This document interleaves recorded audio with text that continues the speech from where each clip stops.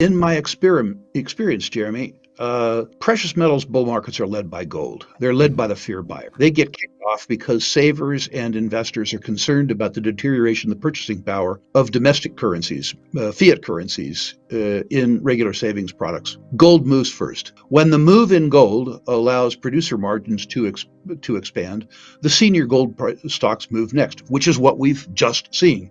Mm-hmm. At some point in time, the momentum in both gold and gold stocks attracts the generalist investor into the precious metal space. When that happens, perhaps because of its lower unit cost, leadership goes from gold to silver. I've watched this happen 3 times before in my life, and Jeremy, believe me, you will not need Rick Rule to tell you when it occurs. Mm-hmm. Silver is incredibly volatile, both to the upside and the downside. It's the upside that comes next. As to a squeeze, I think the squeeze comes about, if it comes about, because the trading volume in the futures market is so extraordinary relative to the amount of gold available for good delivery in the physicals market. Many days, single days, the trading market trades 200 times the amount of silver available for good delivery on the market. The potential for a fairly small number of the futures contracts to hold for delivery and the impact of what that would have on physically available supply could be dramatic. We need to differentiate between the squeeze that we'll likely see and the squeeze we won't see. Yeah. There are some silver bugs who suggest that there will be no silver available, and as a consequence of that, there will be the mother of all short squeezes on the futures market. That won't happen. Silver futures markets are owned and made by the dealers, by the banks. What will happen in the event that there is a temporary unavailable of metal is that the markets will suspend the contracts and cash settle. That's what will happen. This will be extremely pleasant for the people who are long and extremely unpleasant for the people who are short. But it won't be the sort of incurable market imbalance that many of the silver bulls dare dream for. The physical holder probably in percentage wise benefits the least. The leveraged futures holder maybe more. The silver producer a lot. But the answer to that is yes, yes, and yes. And of course, the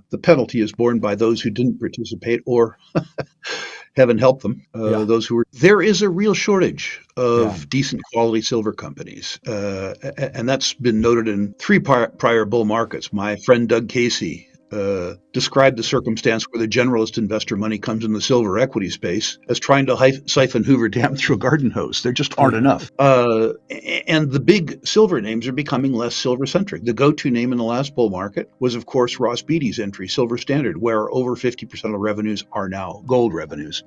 There is still a silver constituency. For those people who would like equity vehicles that are very responsive to the silver price. Traditionally, those include Core Mining, Hecla, and First Majestic Silver.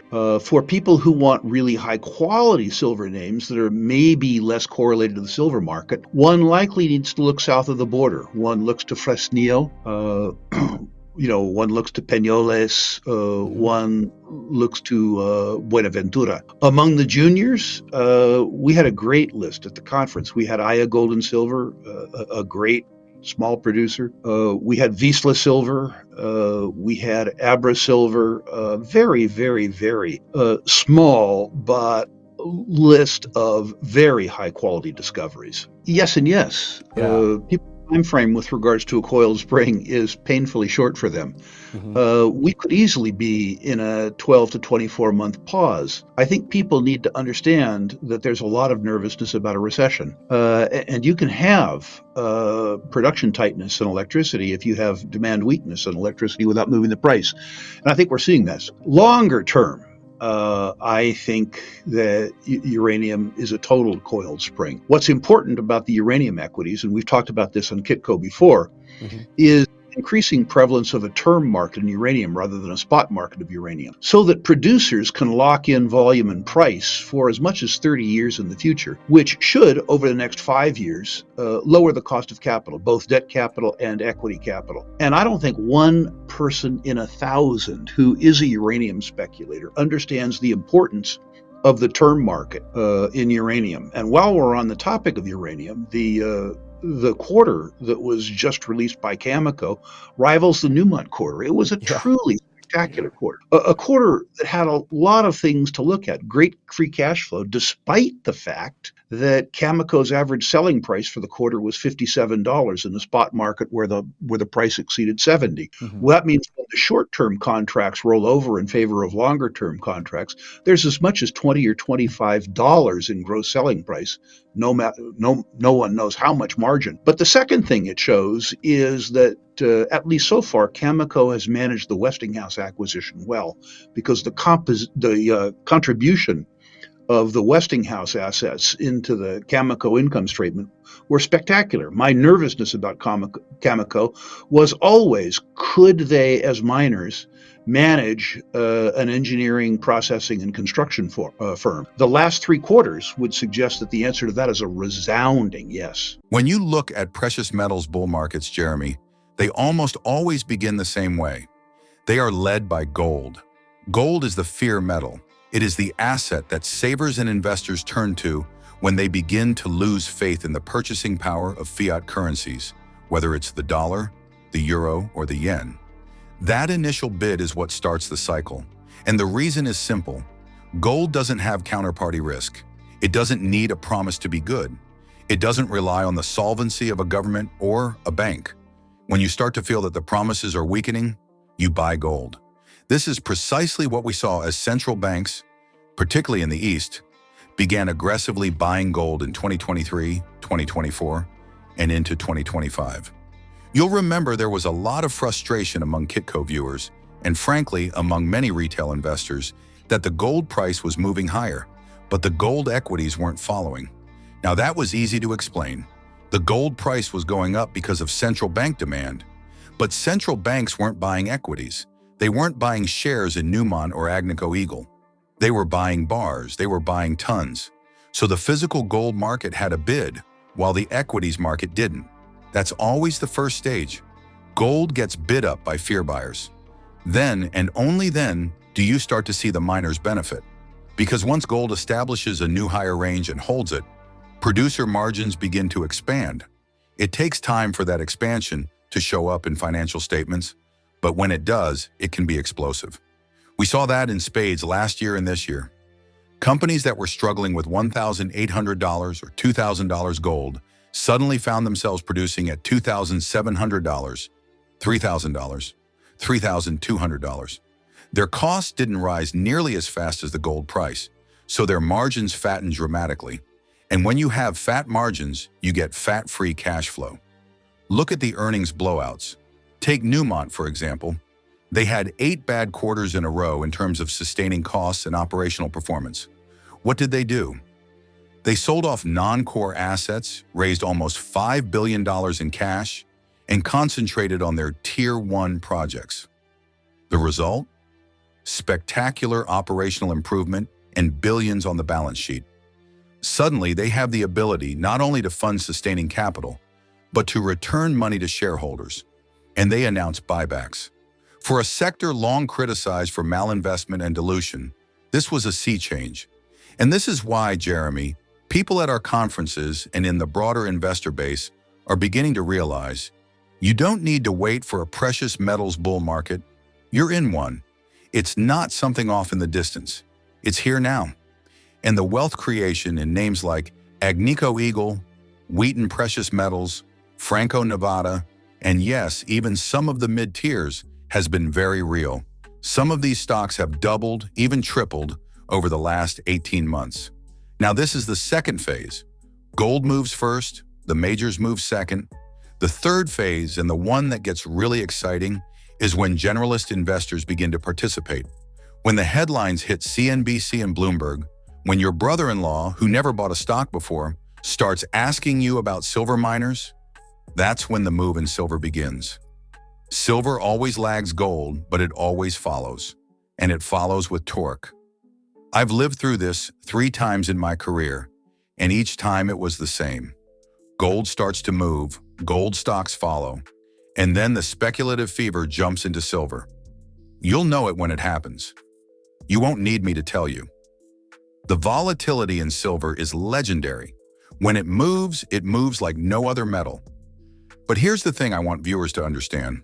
While the setup for silver is extraordinary, both because of its monetary role and its industrial role in solar, electronics, and energy transition technologies, the supply side is tight, very tight, and there just aren't enough good silver companies to go around. Doug Casey has described this before as trying to siphon Hoover Dam through a garden hose. When generalist money comes into the silver equities, there simply aren't enough vehicles to absorb it. The big silver names are increasingly less silver-centric. Silver Standard became SSR Mining and now gets more than half its revenue from gold. The same with Pan American, First Majestic, and others. If you want pure silver plays, your options are limited. That scarcity can be explosive. I don't think that's true, but I think more confidence. You'll remember back in 2023 when Kitco viewers were experiencing frustration given that the gold price was up, but the gold mining shares weren't up. That was easy to explain in two fashions. One, the gold price was up because foreign central banks were buying gold and they weren't buying gold shares.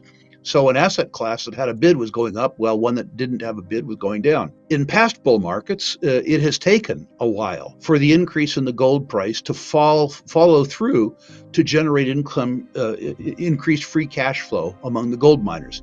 And that happened in 2024 in spades, and it's happening in 2025 in spades. What that means is that the prices of the gold miners, as an example, Wheaton Precious Metals, who was an exhibitor, Agnico Eagle, who was an exhibitor, those companies are up in the last 18 months uniformly 100 to 150%.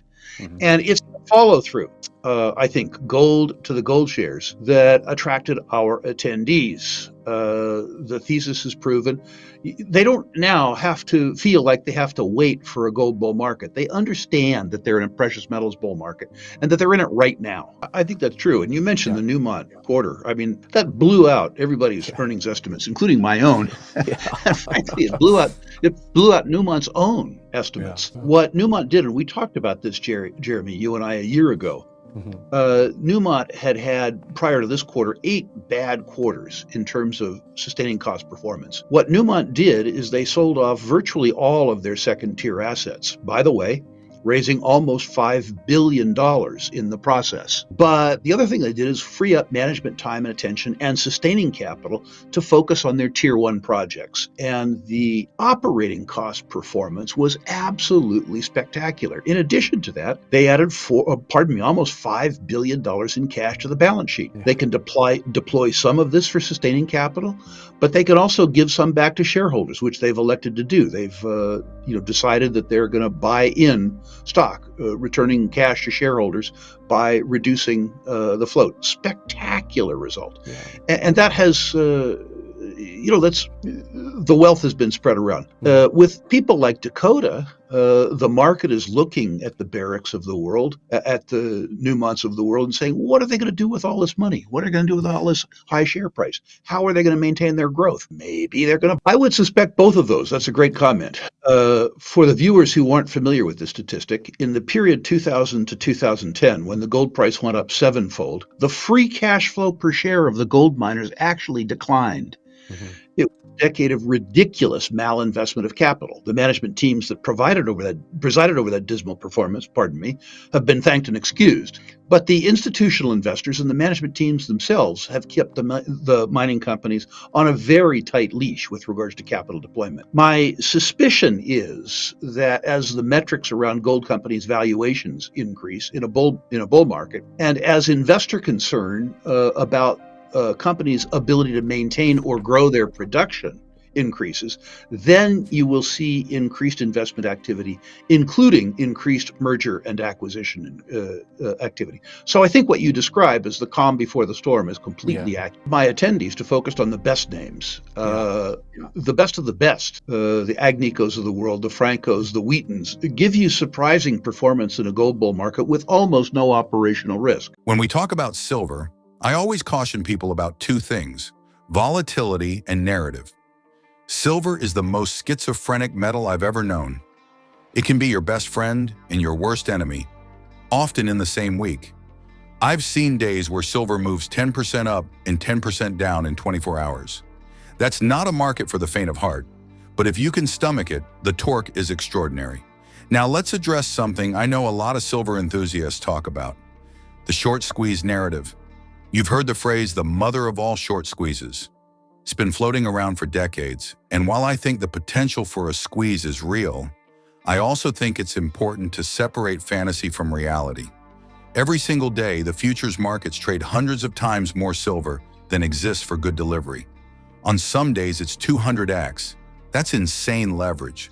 So yes, in theory, if just a small fraction of those contracts stood for delivery, you'd have a supply problem. But here's the catch. The exchanges are controlled by the dealers. The banks run the table. If push comes to shove and there's a temporary inability to deliver, the exchanges won't implode. They'll cash settle. They've done it before in other markets. That will be very painful for the shorts and very pleasant for the longs.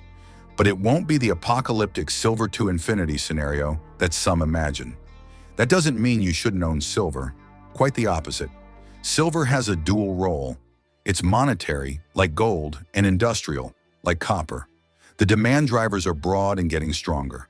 Solar panels, EVs, 5G technology, medical devices, all of these need silver. And yet, silver mine supply has been stagnant for years. Primary silver mines are rare. Most silver comes as a byproduct of lead, zinc, or copper mining. So when the industrial cycle turns up and the monetary demand kicks in, you get a double whammy. I'll give you an example. In the last silver bull market from 2008 to 2011, silver went from $9 to $49. That's a five-fold move in just 3 years. At the same time, silver equities went absolutely ballistic. Companies like First Majestic, Pan American, and Hecla saw moves of 500%, 800%, even 1,000%. In the juniors, well, some of them went from pennies to tens of dollars. That doesn't happen often, but it's the kind of torque that silver can deliver when the stars align. Now let's pivot to uranium, because I think uranium is the coiled spring of this commodity cycle. I've been investing in uranium since the 1990s, and I can tell you that when it moves violently. The spot market is tiny, illiquid, and heavily financialized. But here's what's changed: the rise of the term market. What does that mean? It means utilities and producers are signing long-term contracts, 10, 15, even 30 years, at set prices and volumes. That creates predictability. It lowers the cost of capital. It allows producers to finance new projects with confidence. And it signals to the market that nuclear is back. Look at Cameco. Their last quarter was extraordinary. Free cash flow exploded. And the Westinghouse acquisition, which I was nervous about, has so far been handled brilliantly. That deal gives them exposure not just to mining, but to engineering, processing, and reactor services. It's a full-cycle nuclear play. But the real kicker is this: no one in the general public understands how tight the uranium market is. Inventories are low, production is below demand, and new projects take a decade or more to bring online. Meanwhile, governments are quietly extending nuclear plants, approving new reactors, and even investing in small modular reactors. That's a recipe for a price explosion. So here we are. Gold has moved, gold equities are performing, silver is on deck, uranium is a coiled spring, and the broader commodity complex is stirring. What does that mean for you as an investor? It means you have to think strategically about how you allocate capital. One of the things I always emphasize is the role of mergers and acquisitions. In the last bull market, from 2002 to 2011, the majors went on a buying spree. They overpaid for assets, they destroyed capital, and they left a bad taste in investors' mouths. This time, the leash is tighter. Institutional investors won't tolerate that kind of behavior again. But that doesn't mean M&A won't happen. It will. And when it does, the premiums can be spectacular. I'll give you an example. In the last cycle, I owned a small African gold explorer that was taken out at a 600% premium. That's the kind of lottery ticket outcome you look for in juniors. It doesn't happen often, but when it does, it makes the whole portfolio. That's why I always advise people to have a barbell strategy. Own the best of the best. Franco, Wheaton, Agnico, for stability, and then sprinkle a little into high-quality juniors for torque. Now, I want to say something about political risk. Most investors hate it. They want projects in Canada, the US, and Australia. That's fine, but you pay for that safety. The truth is, some of the best opportunities are in higher-risk jurisdictions. West African Resources, Endeavour Mining. These companies operate in Africa, and they trade at deep discounts because of perceived risk. But if you're willing to take that risk, the rewards can be enormous. This brings me to the psychology of bull markets. They always end the same way, with euphoria. We're not there yet. Right now, skepticism is still high. Generalists are not involved. CNBC isn't running daily gold segments. Your barber isn't giving you silver tips. That's good. That means there's room to run. But make no mistake, the euphoria will come. And when it does, it will be ugly. People will throw money at anything with the word gold or silver in it. There will be frauds, there will be promotions, there will be disasters. Your job is to avoid those and stick with quality. Let me give you a tweet I saw the other day that sums this up. Gold is not just insurance, it's performance. If you don't own it before the herd arrives, you'll pay up when it's fashionable. At Sound Money Ally. That's exactly right. You don't buy gold when everyone loves it. You buy it when people are yawning. You buy silver when people call you crazy. You buy uranium when no one cares. And then you wait. Patience is the hardest part of investing, but it's also the most rewarding. Now let's close with a thought experiment. Imagine the Dow falls to 5,000 and gold rises to 5,000. That's the famous Dow to gold ratio of 1. It's happened before. It could happen again. What would that mean? It would mean an extraordinary transfer of wealth from paper assets to real assets. It would mean those who prepared, those who had the courage to act early, would be in a position of strength. And that, my friends, is the essence of this opportunity. Precious metals are not just an investment. They are a statement that you refuse to let your savings be destroyed by inflation and debasement, a statement that you understand history, and a statement that you are willing to go against the crowd when the crowd is wrong. So yes, the calm before the storm is here. Gold has led, equities have followed, silver is next, uranium is waiting, and the broader commodity complex is stirring. The insiders are buying, the central banks are buying, the institutions are beginning to nibble. The only ones not participating are the general public. And that, Jeremy, is precisely why now is the time. Stay informed about the latest developments shaping the precious metals markets with regular updates from the Finance Daily team. Not only that, but as a subscriber, you'll also receive timely silver and gold price notifications and early access to groundbreaking news unavailable to the general public. Join our free gold and silver newsletter today, link in the description.